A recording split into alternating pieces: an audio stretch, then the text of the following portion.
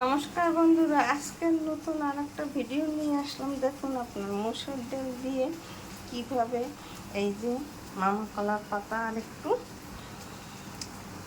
পুঁই শাকের পাতা দিয়ে কুচি করে ভেজে নিতে হবে। দেখুন আমি পুঁই শাকের পাতা আর মামা কলার পাতাটা ধুয়ে পরিষ্কার করে নিয়েছি। এখানে ডালটা ভিজিয়ে রেখেছিলাম, 1 ঘন্টা ধুয়ে ভিজিয়েছি। আর এখানে একটু রসুন লাগবে, আর এই ডালের সাথে একসাথে আর মরিচের গুঁড়ো, হলুদ গুঁড়ো, লবণ আর নারকেল বাটা, পেঁয়াজ, এই সামান্য উপকরণেই আমার ডালের বড়া তৈরি হয়ে যাবে। এইভাবে পাটায় করে বেটে নিলে ডালের বড়াটা খেতে ভালো লাগে।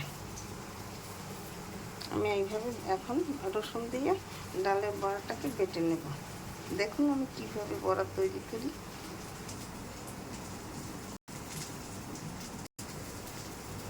এই যে আমার রসুন দিয়ে ডালটা এই পাটায় বেটে নিয়েছি। এখন একটু হলুদের গুঁড়ি, আধা চামচ, মরিচ 1 চামচ, লবণ আধা চামচ, আর এই যে পেঁয়াজ কুচিটা দিয়ে দেব। নারকেল বাটা বেশি লাগবে না, অল্প দিলেই চলবে। এখন এইভাবে পাতার সঙ্গে একসাথে করে মেখে আমি ভাজা দিয়ে দেব ফ্রাই প্যানে।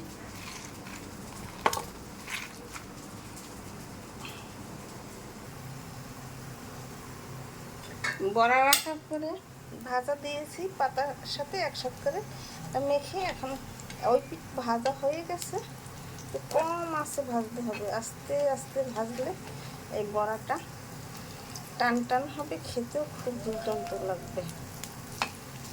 এইভাবে করে একটু সময় বেশি লাগবে। সময় না হলে কি হয়, সব কিছু খেতে হলে সময় দরকার। এইভাবে আমি সম্পূর্ণ ফিরিয়ে দেবো।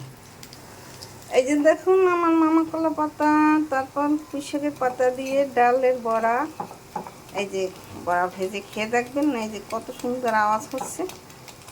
আমার বড়া ভাজা তৈরি হয়ে গেছে। এরকম আওয়াজ হলেই বুঝবেন বড়াটা ভিতরে ভাজা তৈরি হয়ে গেছে।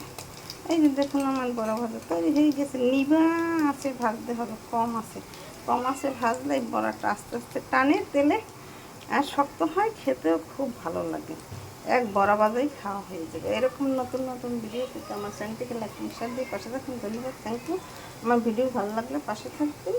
দেখুন আমার বড়া ভাজা তৈরি হয়ে গেছে, কত সুন্দর হয়েছে দেখতে, খেতে খুব দুর্দান্ত স্বাদ হবে। আপনারা এরকম ভেজে একদিন খেয়ে দেখবেন, মুখে লেগে থাকার মতো। আমার পাশে থাকবেন। ধন্যবাদ, থ্যাংক ইউ।